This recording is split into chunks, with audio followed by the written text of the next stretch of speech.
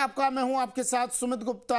आप देख रहे हैं आपनों राजस्थान बुलेटिन की शुरुआत में बड़ी खबर है जयपुर से, जहां देवली उनियारा में हिंसा को लेकर सर्व समाज की रिपोर्ट। सामाजिक संगठनों ने हिंसा को लेकर प्रशासन पुलिस पर सवाल उठाए हैं। प्रशासन और पुलिस प्रशासन पर सवाल उठाए हैं। संगठनों के प्रतिनिधिमंडल ने समरावता गांव का दौरा किया था। ग्रामीणों से चर्चा के बाद प्रतिनिधिमंडल ने ये रिपोर्ट तैयार की। संगठनों के प्रतिनिधिमंडल आज मीडिया से रूबरू हुए।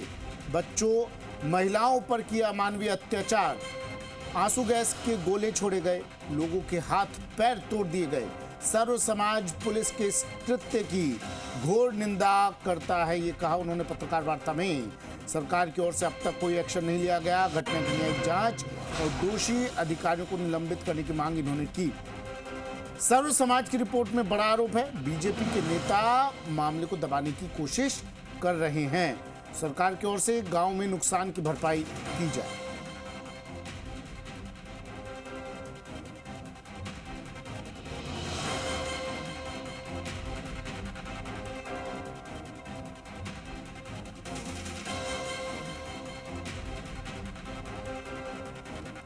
देवली उनियारा में हिंसा को लेकर सर्व समाज की रिपोर्ट। सर्व समाज ने लोगों से मुलाकात की और पुलिस प्रशासन पर गंभीर सवाल उठाए। आपने पूछा नेता क्या घटना थी।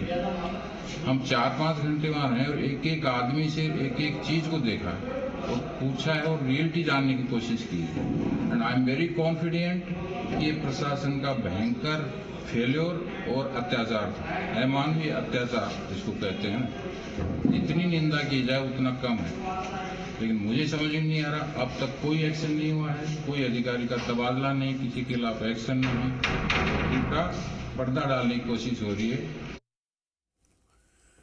विष्णु मेरे सहयोगी हमारे साथ फोन लाइन पर जुड़ गए हैं जयपुर से। विष्णु, सर्व समाज की रिपोर्ट किस आधार पर ये रिपोर्ट तैयार की गई और क्या कहती है रिपोर्ट? विष्णु।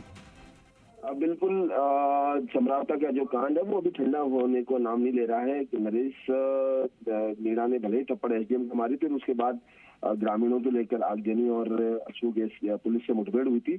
उसके बाद भी ये लगातार मुद्दा गरमा रहा है। हालांकि जो प्रदेश सरकार है उसके गृह राज्य मंत्री जवाहर सिंह बेडम, कृषि मंत्री किरोड़ीलाल मीणा, कन्हैयालाल चौधरी, ये तब मौके पे जा चुके हैं, ग्रामीणों को शांत करने का प्रयास किया है। लेकिन अब सर्व समाज की ओर से ये प्रतिनिधिमंडल पहुंचा है और उन्होंने 4-5 घंटे उस गांव में रहा है, लोगों से मुलाकात की है, बातचीत की है और उस बातचीत के बाद रिपोर्ट तैयार की है। उस रिपोर्ट में कहा गया है कि ये जो घटनाक्रम है वो पुलिस की जो नेग्लिजेंसी है वो सामने आई है। पुलिस ने वहां बर्बर अत्याचार किया, लोगों के हाथ पैर टूट गए, उसके बावजूद वहां आंसू गैस से गोले छोड़े। एक एक मकान में जब 20-20 लोग इकट्ठे हो गए थे, उसके बावजूद भी पुलिस की आंसू गैस से गोले छोड़े।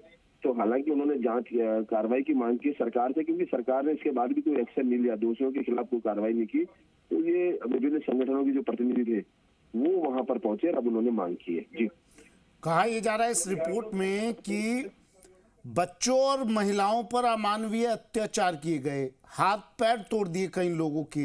कितनी सच्चाई इस पूरे तथ्य में, और अगर सच्चाई है तो अब सरकार प्रशासन इस रिपोर्ट के आधार पर क्या एक्शन ले सकती है आगे?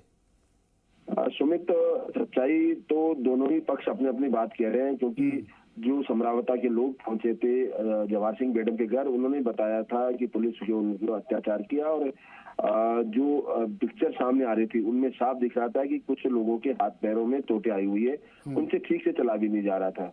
इसके अलावा महिलाओं के हाथों में भी पैरों में चोटें हैं। तो ऐसे में सच्चाई की बात जहां तक की जाए तो कहीं ना कहीं ये तो तय है कि वो चोटें आई है, पर वो आई कैसे, ये जो जांच का विषय है। हालांकि सरकार की ओर से उचित स्तर पर जांच की बात कही गई है, लेकिन अभी तक वो जांच शुरू नहीं हुई। शुक्रिया विष्णु तमाम जानकारी के लिए।